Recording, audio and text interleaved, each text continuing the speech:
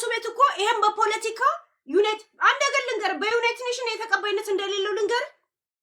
ምክንያቱም አንተ ጠልነ ሃይማኖት ጠልነ ውጭ ሀገር ደግሞ አሜሪካ ደግሞ ሰው በሰውነቱ ተካብሮ ነው እንጂ የማንም ሃይማኖት ማንንም አያገልም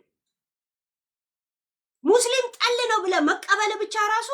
ስንት ሙስሊም ስላለ ለነሱ ደህንነት ለአሜሪካ ደህንነት ማቹርድ ስላለው ወረቀት ካንሰል ለሚሆን ባንተ ስህተት እንጂ መንግስት ባላጠፋው ነገር እያሳደደ አይደለም ማለት ነው ስለ ዩናይትድ ኔሽን ልንገር ብዬ ነው ከፈለክ ሃይማኖቴን አልቀበል አሉኝና አሳደዱኝ ሃይማኖቶች አሳደዱኝ ከአፍሪካ ተቻችለው ከመኖር ከተመዘገቡ ሀገር ውስጥ ኢትዮጵያ ናት ሙስሊም አሳደደኝ ብትል የቀረ ኦርቶዶክስስ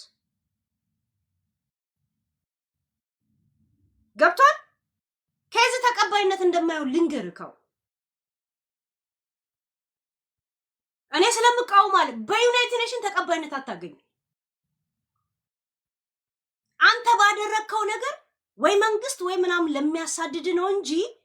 አሁን ለምሳሌ አረብ ሀገር ሙስሊም ብቻ ያለበት ሀገር ላይ ሃይማኖቴን ላካሄድ አልቻልኩም ብትል ተቀባይነት አለ ኢትዮጵያ ላይ ግን ይሄ ተቀባይነት እንደሌለንም ነገር ኤርትራ ብትሆን ጴንጤ ስለሆንኩ አሳደደኝ ኬዝ ነው ኢትዮጵያ ላይ ግን ጴንጤ ስለሆንክ ተሳደድኩ የሚል ኬዝ አይደለም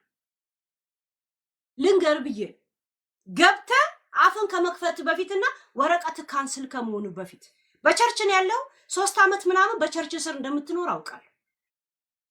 ለምን ቸርች ሲያመጣ ለዘላለም አይደለም የሚያመጣ